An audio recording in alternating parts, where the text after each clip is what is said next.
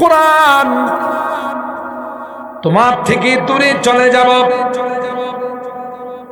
কিয়ামতের কঠিন ময়দানে কোরআনের সুপারিশ তোমার ভাগ্যে জুটবে না।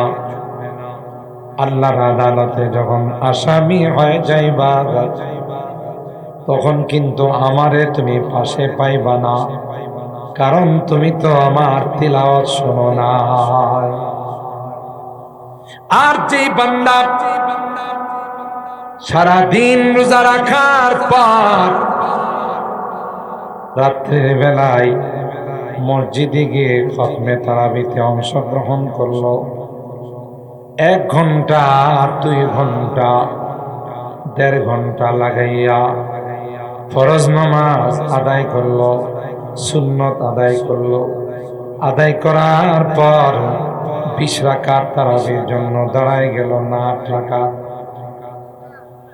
এন তো একদল বাইরেছে, কয় না তারাবি 20 রাকাত লাগবো না, 8 রাকাত পড়লে চলবে। বাইরেছে না। এরাও মানুষকে মসজিদ থেকে বাহির করার ষড়যন্ত্রে লিপ্ত আছে। যারা 8 রাকাত পড়ে বাহির হয়ে যায়, এদের কি কোরআনে কারিমের খতম হয়? 1 নাম্বার হলো কোরআনের খতম হয় না, 2 নাম্বার হলো নামাজিদের মাঝখান দিয়া গেল, বিশৃঙ্খলা করলো, কাতারটা নষ্ট করে ফেলল, সব কিছু মিলাইয়া একটা বিশৃঙ্খলার সৃষ্টি করল। নামাজের মধ্যে যারা বিশৃঙ্খলা করে, নামাজ তাদের জন্য বদদোয়া দেয় না দোয়া দেয়।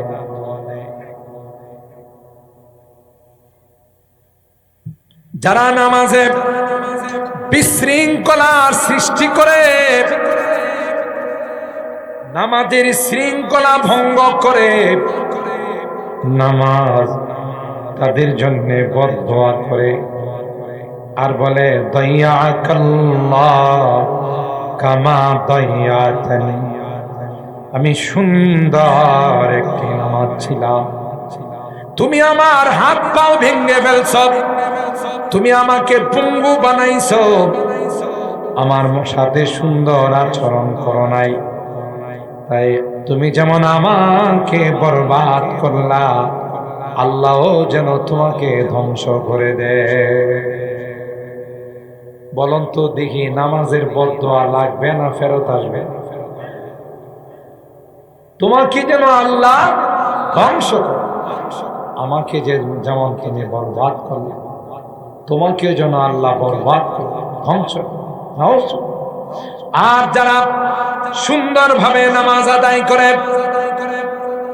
20 রাকাত তারাবি পড়ে, জামাতের সাথে 3 রাকাত বেতেরের নামাজ আদায় করে, সুন্দর ঘরে মসজিদে যায়, মসজিদ থেকে বাসায় যায়, ওই নামাজ তাদের জন্য আল্লাহর কাছে দোয়া করে আর কয় হাফিজাকাল্লাহ কামা হাফিজতানি।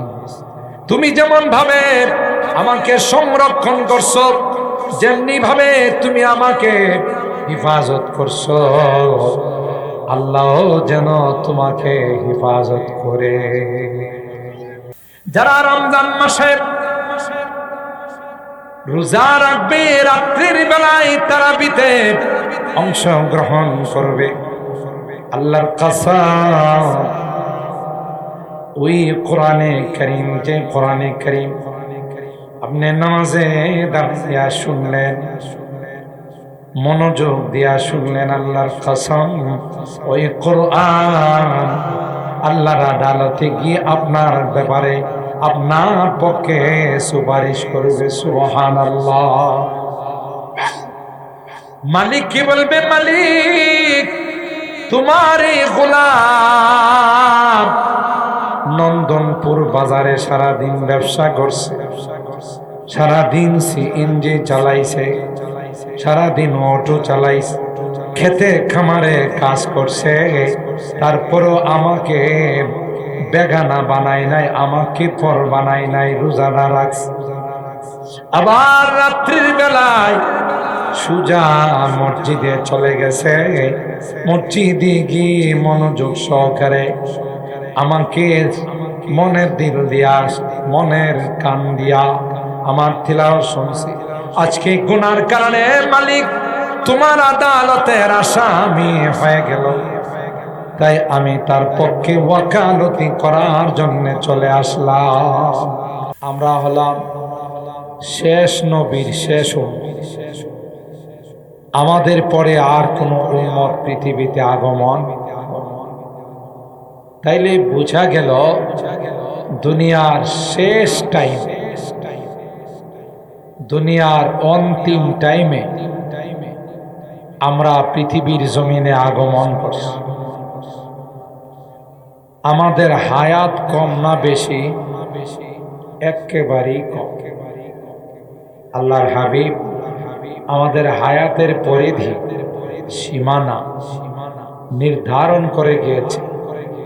আমারু উম্মতি মা বাইনা সিত্তিনা ওয়া সাবঈন, আমার উম্মতের বয়স হবে 60 এবং 70-এর মাঝামাঝি। বেশিরভাগ মানুষ দেখবেন এই টাইমেই মারা যায়, তাই না? কেউ 80, 90, 100 পাইলে এটা তার জন্য স্পেশাল বোনাস। সবাই পায় না, খুব কম মানুষ। কিন্তু আমাদের মর্যাদা যারা হাজার হাজার বছর হায়াত পেয়েছেন তাদের থেকে কম না বেশি?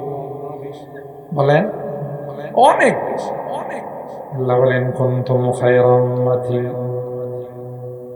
উখরিজাত লিন-নাস তা'মুরুনা বিল মা'রুফ ওয়া তানহাউনা আনিল মুনকার ওয়া তু'মিনুনা বিল্লাহ। কোরআনে কারীমের মাধ্যমে আল্লাহ পাক ডিক্লার দিয়েছেন, আমার হাবিবের উম্মত কুনতুম খায়রা উম্মাতিন, তোমরা হলে পৃথিবীর সবচাইতে শ্রেষ্ঠ উম্মত, সবচাইতে দামি। তোমাদের মতো এত দামি উম্মত গোটা পৃথিবীর মধ্যে আমি কখনো পাঠাই নাই, আর কিয়ামত পর্যন্ত আসবেও। কুনতুম খায়রা উম্মাত, কেন তোমাদেরকে সৃষ্টি করা হল? তোমাদের সৃষ্টির উদ্দেশ্য এটাও আল্লাহ এখানে ক্লিয়ার করে দিল। উখরিজাত লিন-নাস, তোমাদেরকে সৃষ্টি করা হয়েছে মানব জাতির কল্যাণের জন্য। উখরিজাত লিন-নাস, মানুষের উপকারের জন্য তোমাদেরকে বানানো হয়েছে। তা'মুরুনা বিল মা'রুফ ওয়া তানহাউনা আনিল মুনকার, তোমরা মানুষকে ভালো কাজের কথা বলবে, খারাপ কাজ থেকে মানুষকে বারণ করবে, নিষেধ করবে। কিয়ামত পর্যন্ত যেহেতু আর কোনো নবী আসবে না, তাই এই জিম্মাদারি আর এই দায়িত্ব তোমাদের উপর। আগেকার যুগের একজন নবী চলে গেলে তারপর পর আরেকজন নবী আসত। বিগত নবীর জিম্মাদারি, বিগত নবীর দায়িত্ব পরবর্তী আনেওয়ালা নবী পালন করবে। আমাদের নবীর পর কে আর কোন নবী আছে? বলেন।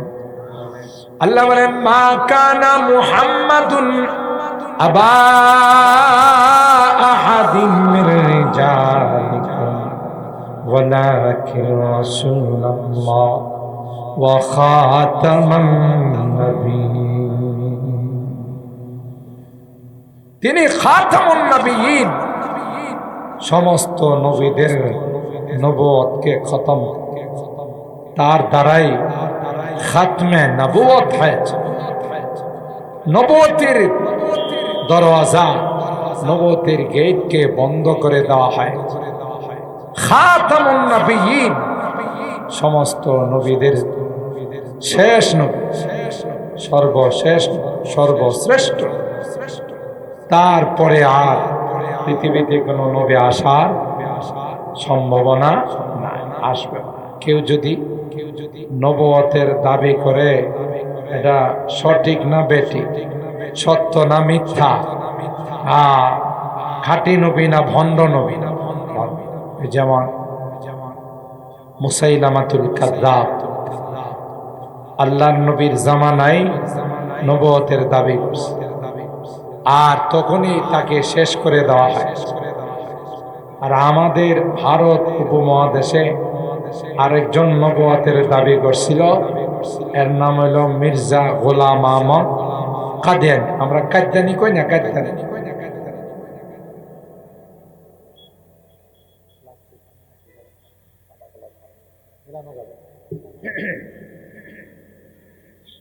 মির্জা গোলাম আহমদ কাদিয়ানী ভণ্ড নবী, ঠিক কিনা বলে?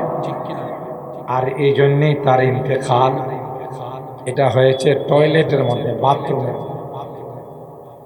এটা আরো প্রমাণ করে দিল যে হ্যাঁ আসলেই ভণ্ড, ঠিক না? আর যারা ভণ্ড হয় এগুলো অধিকাংশ তারসিরা হয়। কি হয়?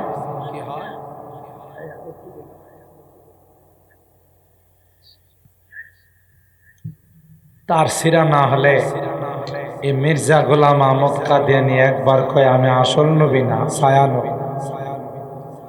আবার কয় আমি নবী না, আমি ঈসা। আবার কয় আমি মাহদি। একটা পর্যায়ে বলে ফেললো আমি মারিয়ম। আর জোরে নাউজুবিল্লাহ করেন। এ কি বেড়া না বেড়ি? বোঝা গেলে ট্রান্সজেন্ডারের কায়েল ছিল, লিঙ্গ পরিবর্তনের কায়েল ছিল, পক্ষে ছিল। এখন যেমন একদল বেরিয়েছে নোংরা, নাস্তিক, মুরতাদ, এগুলো সমকামিতাকে প্রমোট করে, সমকামিতাকে প্রশ্রয় দেয়।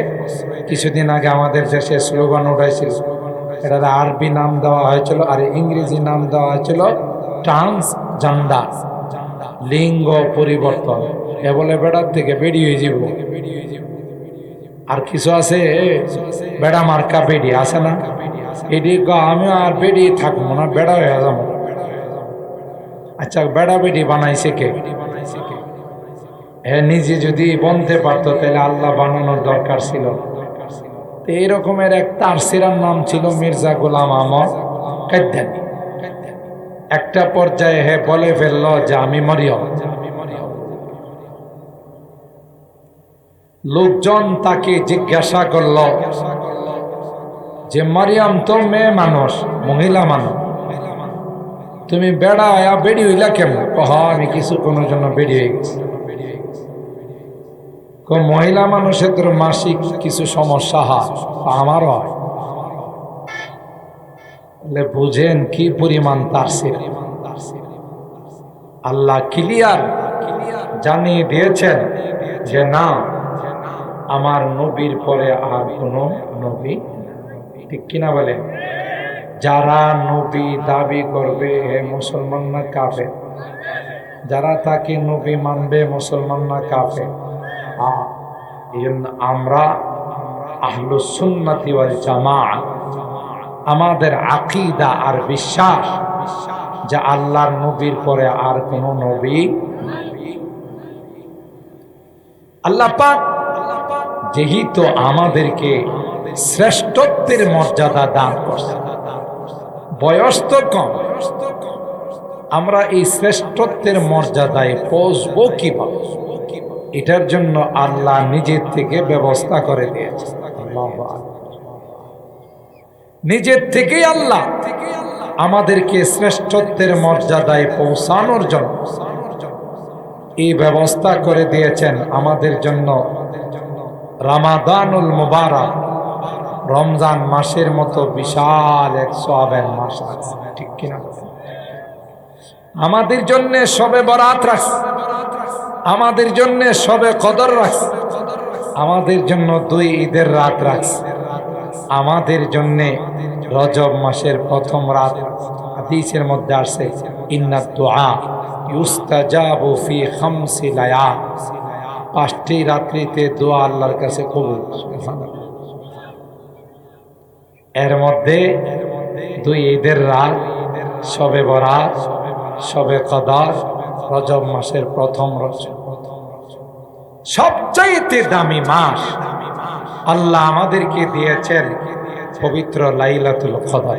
সুবহানাল্লাহ। এই লাইলাতুল কদর এত দামি মাস, এত দামি রাত, আল্লাহর কোন বান্দা আল্লাহর জন্য যদি একটি রাত ইবাদত বন্দেগী করতে পারে, তার আমল নামায় ৮৬ বছর থেকে আরো অনেক বেশি ইবাদতের সব। আপনি ক্যালকুলেশন করে দেখেন, একটা মানুষ যদি জীবনে 10টা শবে কদর পায়া যায়, তাহলে এটার অঙ্ক দিয়া গুণন করলে দেখা যাবে যে 10টা শবে কদর পাইলে ৮০০-৯০০ বছরের ইবাদতের সব পায়। এটা কি আগের কোন উম্মতকে আল্লাহ দিছিলেন? মুসা নবীর উম্মতকে, ঈসা নবীর উম্মতকে, ইব্রাহিম খলিলুল্লাহর উম্মত, কাউকে?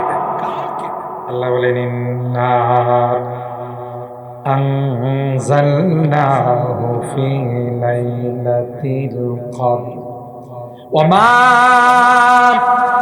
আদরাকা মা লাইলাতুল কদর লাইলাতুল কদরি খায়রুম মিন আলফি শাহর। আল্লাহ বলেন কোরআনে কারীমকে আমি আল্লাহ লাইলাতুল কদরে, শবে কদরে কোরআনে কারীমকে নাযিল করেছি।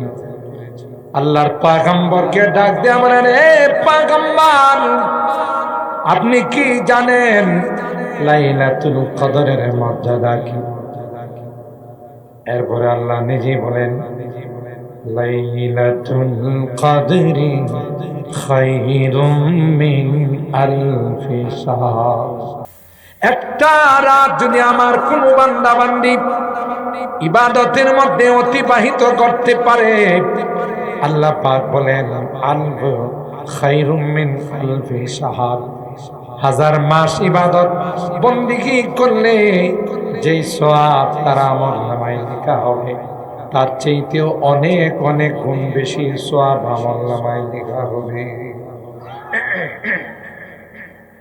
একটা রাত যদি কেউ এইভাবে কাটাই দিতে, তাইলে যদি এই পরিমাণ সওয়াব তার আমলনামায় লেখা হয়, 10টা 20টা 30টা 40টা রাত যদি জীবনে পায়, তাহলে কত বড় ভাগ্যবান। আল্লাহ বলেন ঠিক তোমাদের জন্য রমজানুল মুবারকের মতো একটা মাস তোমাদেরকে, যে মাস অন্য কোন উম্মতকে দেওয়া হয়, ঠিক কিনা? একমাত্র কেবলমাত্র শুধুমাত্র আল্লাহ আমাদেরকেই দান করেছে, অন্য কোন নবীর উম্মতকে আল্লাহ দেন নাই। কেন? আল্লাহ বলেন রমজানুল মুবারক, 11 মাস তোমরা যে গুনাহ খাতা করো, অপরাধে লিপ্ত হও, এই অপরাধ থেকে তোমাদেরকে কত পবিত্র করার, নিষ্পাপ করার, গুনাহ মুক্ত জীবন দেওয়ার জন্য আমি আল্লাহ তোমাদের উপরে রমজানুল মুবারক মাস দিয়েছি। রমজানুল মুবারক মাস আল্লাহ আল্লাহ বলেন এই মাসের নাম হলো শাহরুল গফরান, শাহরুল তাওবা এবং শাহরুল খায়রাত ওয়া সাদাকাত, শাহরুল রিজা, শাহরুল সবর, শাহরুল মুওয়াসাত, যে একে অপরের পাশে দাঁড়ানোর মাস, ধৈর্য ধারণ করার মাস। এই যে রোজা, সুবহান, এটা আল্লাহর গুণ, পৃথিবীর কোন মানুষের গুণ। আল্লাহ খায়, পান করে, ঘুমায়, রমজানের রোজার মাধ্যমে বান্দার মধ্যে কিছু সময়ের জন্য আল্লাহর এই মনটা চলে আসে। সুবহানাল্লাহ। সব ইবাদতের সওয়াব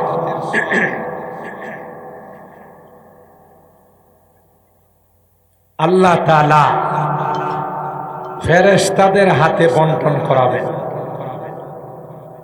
একমাত্র কেবলমাত্র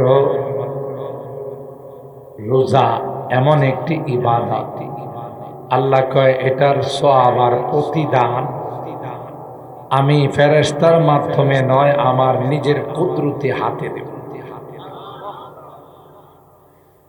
as-sawmu li wa ana ujzabi অথবা ওয়া আনা আজজি, রোজা একমাত্র আমার জন্য আর এর প্রতিদান আমার কুদরতি হাতে। অন্য বর্ণনায় আসে না, এই রোজার কোনো প্রতিদান হতেই পারে না, আমি আল্লাহই তার বন্ধা। দেখছে, এই রোজাও রমজান মাসে রাখে না এরকমের লোক তো নন্দনপুর নাই। হ্যাঁ, আবার কিছু হোটেল ব্যবসায়ীরা আছে, রমজান মাস আসলে দেখবেন গেটের মধ্যে দরজার মধ্যে লাল কাপড় ঝোলায়, কালা কাপড় ঝোলায়, কালা কাপড়ের ভিতরে লাল কাপড়ের ভিতরে হে নিজে ব্যবসা বাণিজ্য করে, আর বেরোজাদাররা এটার ভিতরে যায় খায়। আছে না? হে কালো কাপড়ের ভিতরে ঢুইকা লাল কাপড়ের ভিতরে ঢুইকা আচ্ছা তালে খায়া পেটটারে ডুল কইরা বাইরে আর টিস্যু দিয়ে এমন ভাবে মুখটারে মুছে মনে হয় 2 বছর যাবত রোজা রাখছে। ঠিক না? আপনি আর আমি তো রোজা রাখতেছি একদিন, হ্যাঁ মনে হয় যে হ্যাঁ 2 বছর যাবত রোজা রাখছে। কথা বলেন ঠিক কি? আচ্ছা, এই যে মুখ মুছল, কালো কাপড়ের ভিতরে ঢুকলো, কালো কাপড়ের ভিতরে ঢুকলো, ওখানে গিয়ে যে খাইল, দুনিয়ার কেউ দেখে নাই, আল্লাহও দেখে নাই। কথা কয় না? আল্লাহ দেখে না? তাহলে তুমি কারে ধোঁকা দিলা? একটা রোজা ইচ্ছাকৃত ভাবে যদি কেউ ছেড়ে দেয়, গোটা জীবন রোজা রাখলেও তার বিনিময় হবে। এত বড় দামের রমজান মাস শুরু হয়ে গেলে কোরআনে কারীমের আওয়াজ শুরু হয়ে যায়, চতুর্দিকে কোরআনের তিলাওয়াত শুরু হয়ে যায়। হাফেজ সাহেবরা এখন থেকে প্রস্তুতি নিতেছে, ঠিক কিনা বলেন? রমজান মাস আসতেছে, মসজিদের মধ্যে তারাবি পড়াইতে হবে, 2 জন 3 জন করে হাফেজ রাকাত গুলো ভাগ করে তারাবির নামাজ পড়ায়। আমরা সারাদিন রোজা রাইখা ইফতার করার পর শরীরটা ছেড়ে দে, মনটা চায় আমি একটু ঘুমায় যাই, মনটা চায় আমি একটু আরাম করি, কিন্তু কোরআনে ডাক দিয়া কই, বান্দা তুই যদি আরামে চলে যাও, তুমি যদি ঘুমায় যাও, তাইলে কিন্তু খতমে তারাবিতে কোরআনের তিলাওয়াত থেকে তুমি মাহরুম হয়ে যাইবা। ঠিক কিনা বলেন? আমি কোরআন তোমার থেকে দূরে চলে যাব, কিয়ামতের কঠিন ময়দানে কোরআনের সুপারিশ তোমার ভাগ্যে জুটবে না। আল্লাহর আদালতে যখন আসামি হয়ে যাইবা, তখন কিন্তু আমারে তুমি পাশে পাইবা না, কারণ তুমি তো আমার তিলাওয়াত শোনো না। আর যে বান্দা সারাদিন রোজা রাখার পর রাত্রের বেলায় মসজিদে গিয়ে খতমে তারাবিতে অংশগ্রহণ করলো, 1 ঘন্টা 2 ঘন্টা 1.5 ঘন্টা লাগাইয়া ফরজ নামাজ আদায় করলো, সুন্নত আদায় করলো। আদায় করার পর 20 রাকাত তারাবির জন্য দাঁড়ায় গেল না 8 রাকাত। এন তো একদল বাইরেছে, কয় না তারাবি 20 রাকাত লাগবো না, 8 রাকাত পড়লেই চলবে। বাইরেছে না। এরাও মানুষকে মসজিদ থেকে বাহির করার ষড়যন্ত্রে লিপ্ত আছে। যারা 8 রাকাত পড়ে বাহির হয়ে যায়, এদের কি কোরআনে কারীমের খতম হয়? 1 নাম্বার হলো কোরআনের খতম হয় না, 2 নাম্বার হলো নামাজীদের মাঝখান দিয়া গেল, বিশৃঙ্খলা করলো, কাতারটা নষ্ট করে ফেলল। সব কিছু মিলাইয়া একটা বিশৃঙ্খলার সৃষ্টি করল। নামাজের মধ্যে যারা বিশৃঙ্খলা করে, নামাজ তাদের জন্য বদদোয়া দেয় না দোয়া দেয়।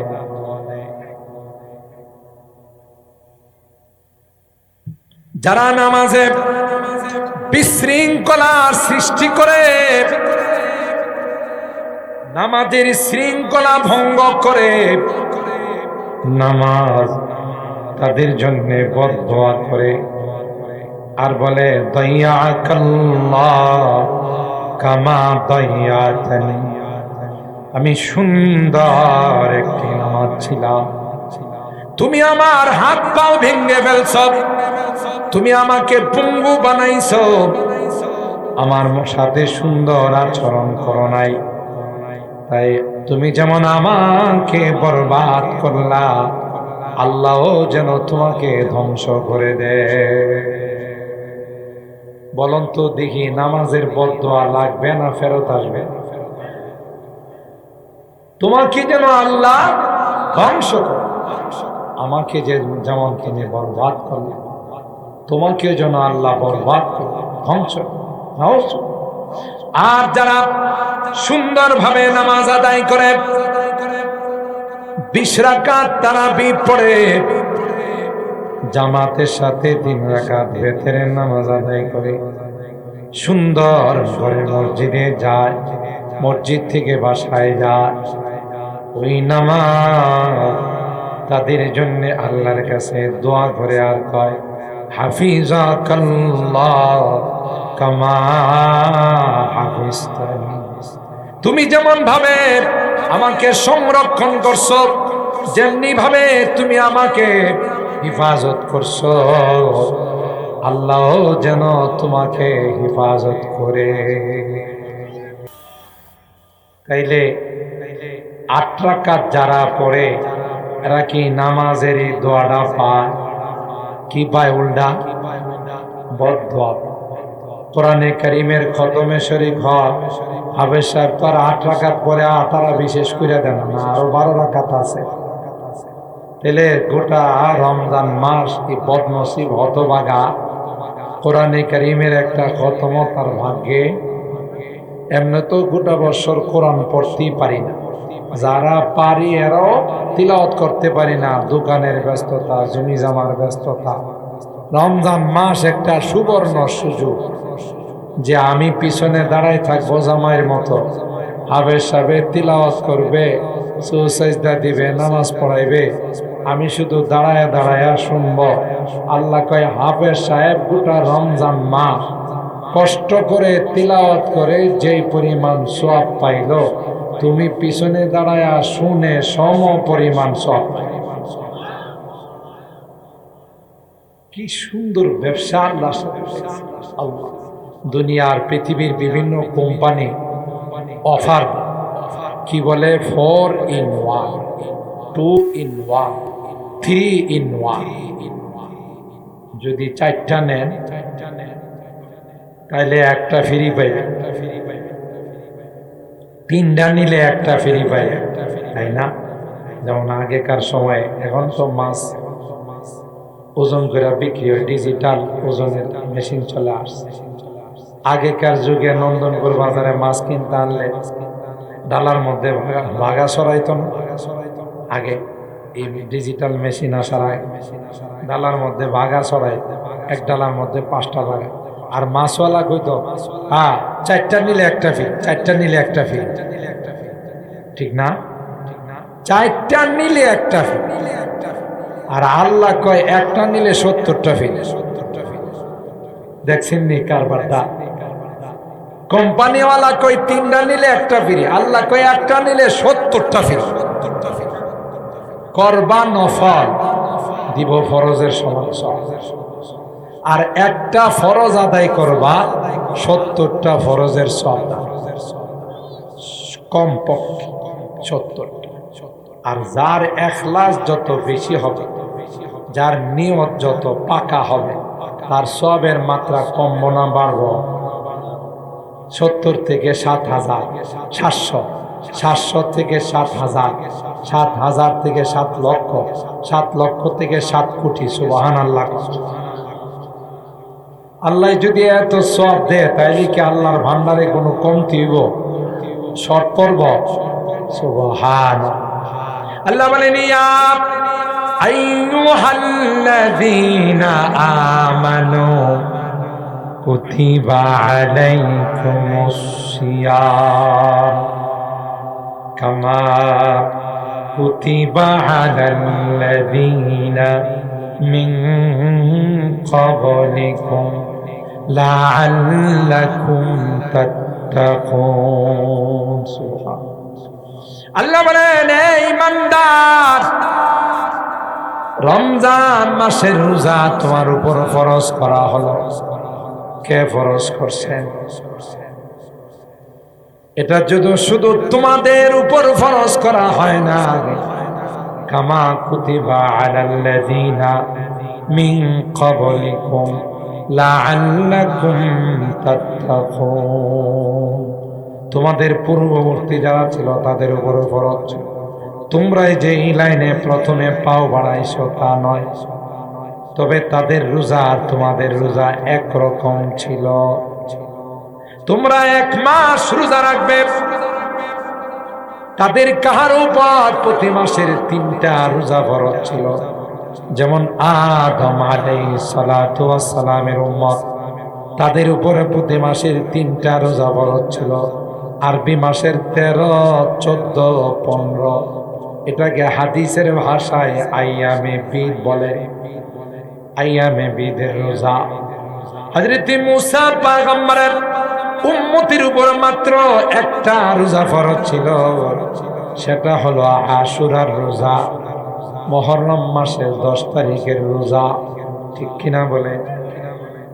1 মাস পূর্ণাঙ্গ আল্লাহ পাক কোন উম্মতের উপর রোজা ফরজ করেন নাই, একমাত্র আমাদের উপর আল্লাহ 1 মাসের রোজা ফরজ করেছেন, তাও 24 ঘন্টা না, সেই সকাল সুবে সাদেক থেকে নিয়ে সূর্যাস্ত পর্যন্ত এই সময়টা পানাহার থেকে বিরত থাকলে আল্লাহ ডাক দেয়া কয়, আমি আল্লাহ মুত্তাকিনদের খাতায় তোমার নামটা লিখাই দিব, তাকওয়ার দৌলত দিব। আর তাকওয়ার দৌলত এত দামি, এত দামি, এত দামি, কেউ যদি সার্টিফিকেট পাওয়া যায় যে তুমি মুত্তাকি,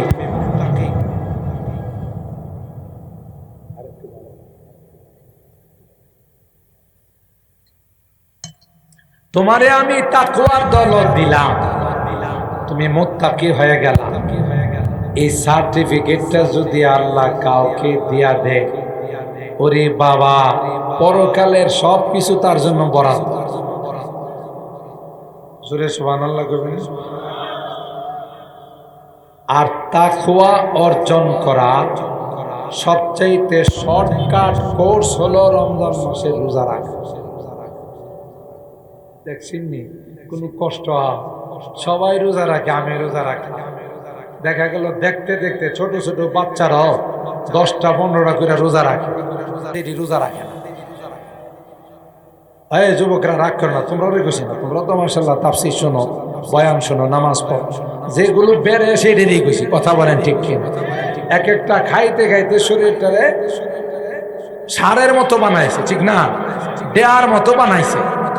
রোজা রায় কিরে রোজা রাখস না কাকো, শরীরে ভেঙে যাবো। হ্যাঁ ভালো কথাই কইছে। হ্যাঁ শরীরে তাজা তাজা রাখার দরকার, হৃষ্টপুষ্ট রাখার দরকার। কবরে যাওয়ার পরে পোকামাকড় কামড়ায় যদি গোস্তই না পা হুদা হাড্ডি পায়, এই কামড়ায় লাভ আছে? কথা কয়। এরপরে আরো সাপ বিচ্ছু এগুলো যায় আল্লাহর কাছে অভিযোগ দিব, আল্লাহ কি খাবার দিলা, হাড্ডি ছাড়া গোস্ত নাই।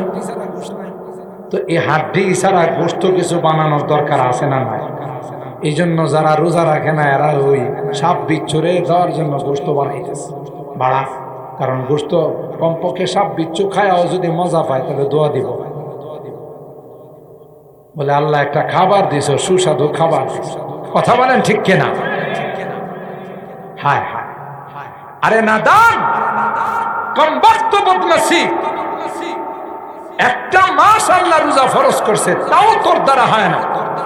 তোর মতো বদনসিব আর হতভাগা আল্লাহর জমিনে দ্বিতীয় কেউ নেই, ঠিক কিনা বলে? হুজুর কি নিয়ে আসেন স্টেজে? আলহামদুলিল্লাহ বলেন। আল্লামা কামাল উদ্দিন দাইমি সাহেব আজকের মাহফিলের মধ্যমণি, প্রধান আকর্ষণ। তিনি আমাদের মাঝে চলে আসছেন। আপনারা খুশি না বেজার? জোরে বলেন খুশি না বেজার? বলেন আলহামদুলিল্লাহ। আমাদের মাঝে তিনি কিছুক্ষণের মধ্যেই বয়ান শুরু করবেন ইনশাআল্লাহ। আমি রমজানুল মোবারককে সামনে রেখে আপনাদের খেদমতে কিছু কথা বলতেছি, এই জন্যেই এখন থেকে যেন আমাদের প্রস্তুতি গ্রহণ করতে পারি, ঠিক কিনা বলেন? শবে বরাত রমজানের একটা প্রস্তুতি। আল্লাহর হাবিব বলেন শাহরু শাবান ওয়া মুকদ্দিমাতুন লিরমাদান। শাবান মাস এটা রমজান মাসের ভূমিকা, ঠিক কিনা? শবে বরাতের পরে দিন রোজা রাখছেন না অনেকে? কথা পায় না।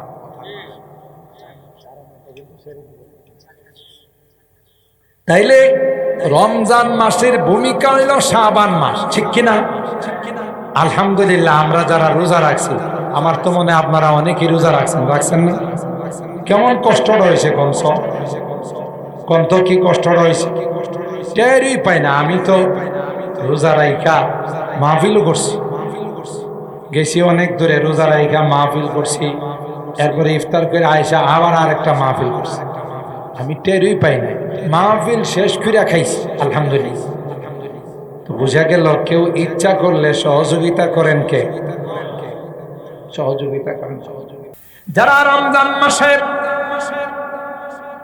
রোজা রাখবে, রাত্রির বেলায় তারাবিতে অংশগ্রহণ করবে, আল্লাহর কসম ওই কোরআনে কারীম, যে কোরআনে কারীম আপনি নামাজে দাঁড়িয়ে শুনলেন, মনোযোগ দিয়া শুনলেন, আল্লাহর কসম ওই কোরআন আল্লাহর আদালতে গিয়ে আপনার ব্যাপারে আপনার পক্ষে সুপারিশ করবে। সুবহানাল্লাহ। মালিক কি বলবে? মালিক তোমারই গোলাম নন্দনপুর বাজারে সারাদিন ব্যবসা করছে, সারাদিন সিএনজি চালাইছে, সারাদিন অটো চালাইছে, খেতে খামারে কাজ করছে, তারপরও আমাকে বেগানা বানাই নাই, আমাকে পর বানাই নাই, রোজাটা রাখছে। আবার রাত্রির বেলায় সুজা মসজিদে চলে গেছে, মসজিদে গিয়ে মনোযোগ সহকারে আমাকে মনের দিল দিয়া, মনের কান দিয়া আমার তিলাওয়াত শুনছি। আজকে গুনার কারণে মালিক তোমার আদালতের আসামি হয়ে গেল, তাই আমি তার পক্ষে ওয়াকালতি করার জন্য চলে আসলাম। কেমন দিন?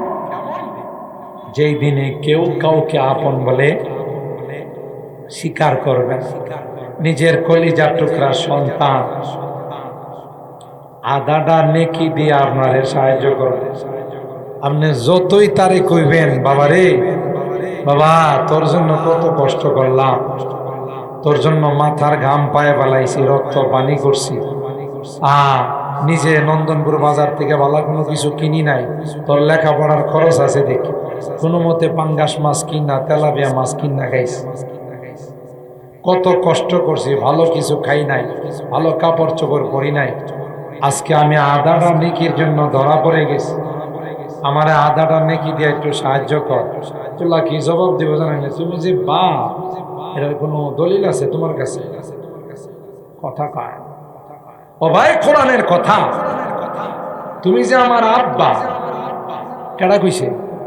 তোমার কাছে কোনো দলিল টুলিল আছে? RS কতিয়া CS এগুলো কিছু আছে থাকলে তো। আমি তোমারে চিনি না। আল্লাহু আকবার, আল্লাহু আকবার।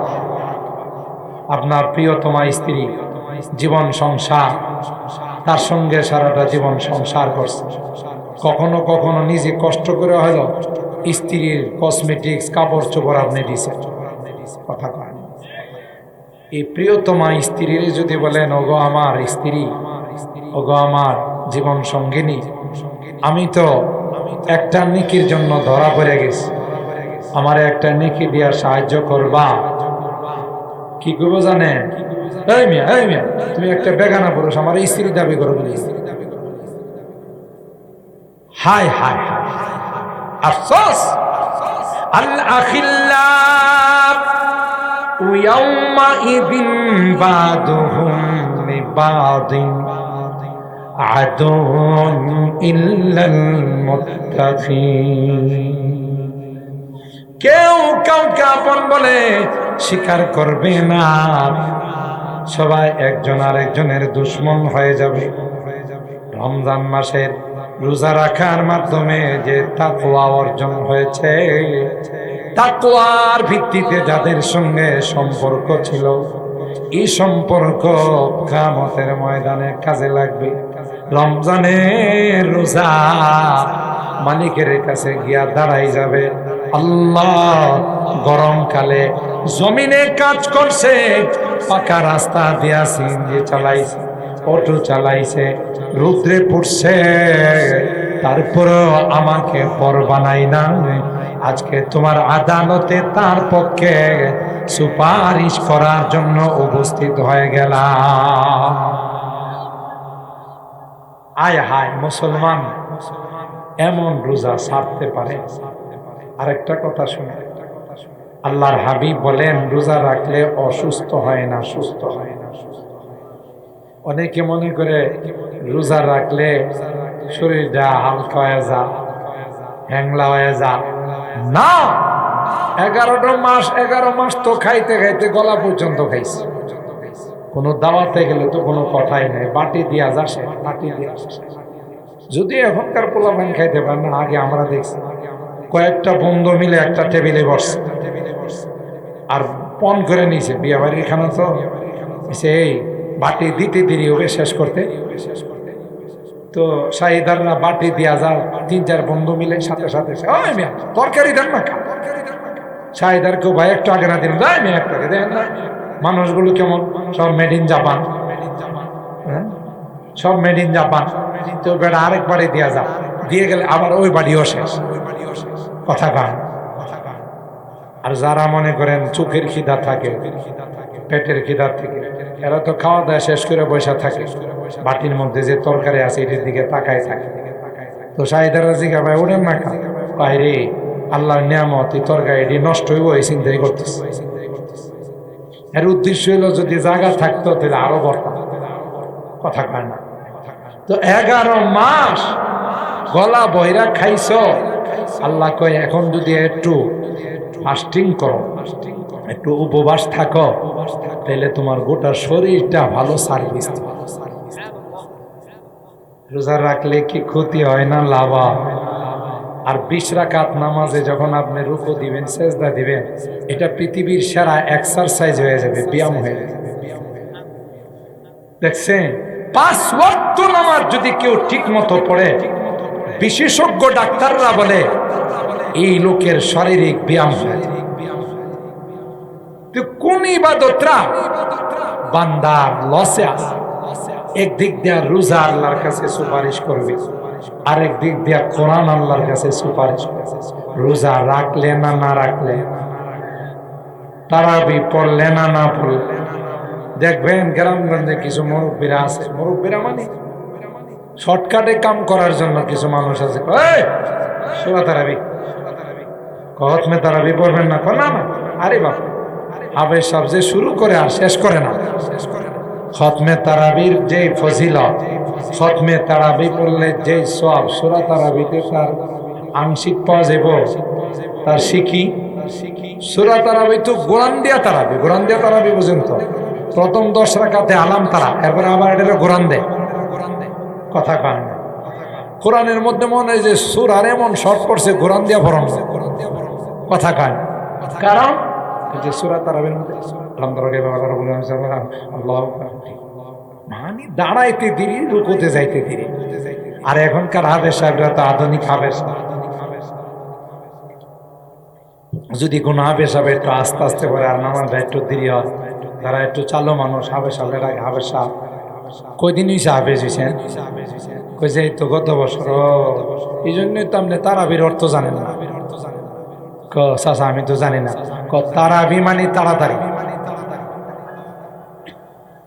হাফেজ সাহেবের ডাইকা কয় তারাবি মানে তাড়াতাড়ি। আপনি যত তাড়াতাড়ি পড়বেন, উল্কা এক্সপ্রেস, আগে একটা ট্রেন চলতো না, উল্কা এক্সপ্রেস, উল্কা এক্সপ্রেসের মতো যত তাড়াতাড়ি পড়বেন তাহলে আপনি হাফেজ। আর আপনি যে আস্তে আস্তে পড়েন, আপনি আসলে তারাবির অর্থই জানেন, কথা কয়। আগে যে আমরা তারাবি পড়ছি, আলহামদুলিল্লাহ সূরা ফাতিহা আসে, মানে যে পড়তেছে হেই বুঝেন, আর বাকিরা বুঝবো তো।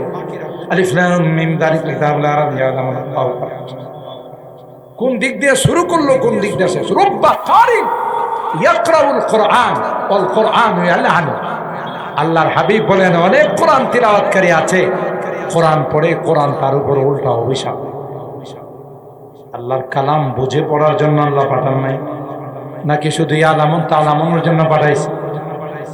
এই জন্য মোহতারাম হাজিরিন, আমরা যখন কোনো গুরুত্বপূর্ণ কাজ করি, আগের থেকে কিন্তু তার প্রস্তুতি নেই, ঠিক না? এই জন্য রমজান মাস আসতেছে, তাকওয়ার মাস, মুত্তাকি হওয়ার মাস, এবং ধৈর্য ধারণ করার মাস, আত্মশুদ্ধির মাস, আল্লাহর সান্নিধ্য পাওয়ার মাস, আল্লাহর কাছ থেকে আল্লাহর রেজামন্দি পাওয়ার মাস, এবং কোরআনের সুপারিশ পাওয়ার মাস, রমজানের রোজার সুপারিশ পাওয়ার মাস। এতগুলো দামি মাস, এটাকে কোনোদিন কি ছেড়ে দেওয়া যায়? এই রোজাকে কোনোদিন বাদ দেওয়া যায়? আবার কোনো মুসল্লি আছে মাশাআল্লাহ, প্রথম দিক দিয়ে তারাবিতে আসে, ঠিক হইতো কিনা, আবার নিয়ত করে রাখছে সবে কদরে আসবে, তো প্রথমও আসি শেষও আসি, মাঝখানে না থাকলে অসুবিধা। এরকম হলে চলবে? চলবে না। আর রমজান মাস হলো সংযমের মাস। মা বোনদেরকে শয়তানে লাগাই দিয়ে ইফতারি বানানোর, প্রয়োজন যতটুক ততটুক বানাব। আমাদের বাসা বাড়িগুলোতে, শহর বন্দরে বাপরি বাপ, জোহরের পর থেকে ইফতারের আইটেম বানানো শুরু হয়।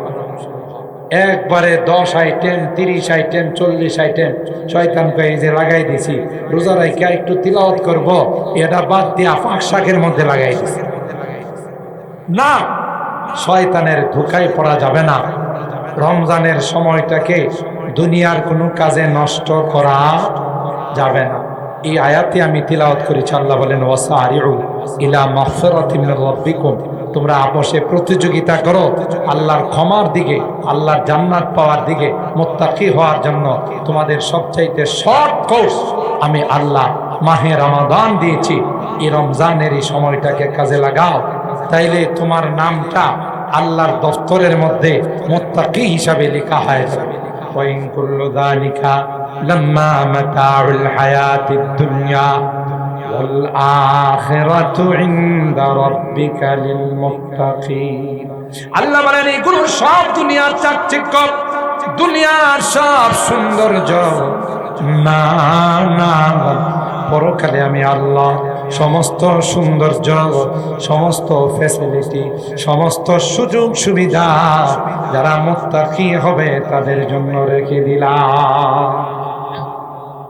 দুনিয়াতে কষ্ট হলে আল্লাহকে, বান্দারে রমজান মাস আসার পর তোর সামনে ভ্যারাইটিস কালারের খাবার থাকার পরও তুই খাইস, সুন্দর সুন্দর শরবত থাকার পরও, জুস থাকার পরও তুই খাওয়া দাওয়া করিস না। এখন তুই যা চাবে তাই দিবে। বান্দা স্বর্ণের খাটের মধ্যে শুয়ে থাকবে, অটুখা উপরে উঠে নিচে যায়, ছড়ায় যায়, আবার মিলে যা। এই খাটে থেকে মনে মনে ভাববে, আহা, এখন যদি একটা রূপালি আম পাইতাম। বাজারে রূপালি আম বাজার আছে, কথা কয় না। বান্দা যখন এই স্বর্ণের খাটে শুয়ে দেব, রূপালি আমটা যদি খাইতাম, যে সুস্বাদু আম, বলতে দেরি হবে আমটা ছিলে রেডি হয়ে তার মুখের কাছে আসে। আর জোরে গান সুবহানাল্লাহ। আরেকজনের শুয়ে শুয়ে কইবা, এখন যদি আমি একটা সোনালি আম পাই, রূপালি থাকলে তো সোনালি আছে, কথা কোন ঠিক নেই, তাইলে আমার মনটা কত ভালো লাগে। মানে যা চাবে চাইতেই দেরি হবে, তার মুখের কাছে আসতে দেরি হবে না। কে দিবেন? আর যুবকদেরকে আল্লাহ ডাক দেয়া কয়, তোমাদের জন্য যে কত ফ্যাসিলিটি রাখছি এটা ভাষায় প্রকাশ করা যায়। মুরব্বীরা একটু কম পাইব, যুবকরা একটু কি পাইব? আপনারা আবার রাগ করে দেন, যারা জান্নাতে যাবো একজনও মুরব্বী থাকবো না, সব যুবক হয়ে যাবে। খুশি না বেজা? আল্লাহর হাবিব এক বুড়ি মহিলারে বলল, বুড়ি মহিলা জান্নাতে যাইবে। এই বেড়ে এমন কান্না শুরু করছে, তো আল্লাহর হাবিব কয়, আপনি কান্দেন কা? আপনি না কইলেন বুড়ি মহিলা জান্নাতে যাইব, আমার কি? আল্লাহ কয়, আরে বোকা, তোমার যখন আল্লাহ জান্নাতে দিব তখন বুড়ি থাকবা না, যুবতী হয়ে জান্নাতে। আহলুল জান্নাতে যুদ্দুন মুরদুন। আল্লাহ পাক এই জান্নাতি সুযোগ সুবিধার কথা, জান্নাতি ফ্যাসিলিটির কথা, জান্নাতে আরাম আয়েশের কথা কোরআনের বহু আয়াতের মাধ্যমে আমাদেরকে বারবার জানান দিচ্ছেন যে তোমরা কিন্তু এই জান্নাতের ফল ফ্রুট, জান্নাতের নাজ নেয়ামত, জান্নাতের সুখ শান্তি, এগুলো কিন্তু তোমরা ভুলে যাও না। ভুললে কিন্তু জীবনের জন্য তোমরা ক্ষতিগ্রস্ত হয়ে যাবে। আর এই জান্নাতের সুখ শান্তি পাওয়ার জন্যেই তোমাদেরকে আমি রমজানের মতো বরকতময় মাস দিয়েছি, তোমাদেরকে এই নাজ নিয়ামতের সুযোগ দিয়েছি। এই জন্য রমজানের রোজা রাখবো তো ইনশাআল্লাহ। হাত তোলেন সবাই, হাত তোলেন, এই যুবকরা সবাই হাত তোলেন। আল্লাহ তাআলা রমজানের রোজা রাখার এবং তারাবিতে অংশগ্রহণ করার তৌফিক দান করুন, আমিন বলুন। রমজান মাসের এহতেরাম, রমজান মাসের কদর করে আমাদেরকে রমজান মাস অতিবাহিত করার তৌফিক দান করুন। কেউ যাবেন না, দাইমি সাহেব চলে আসছেন, উনি আমাদের মাঝে অনেক আগে একটু চা খাইতেছেন, ইনশাআল্লাহ গুরুত্বপূর্ণ আলোচনা পেশ করবেন। আমরা ওনার আলোচনা শুনে আখরি মোনাজাত করে যাব। আল্লাহ আমাদের তৌফিক দান করুন, আমিন।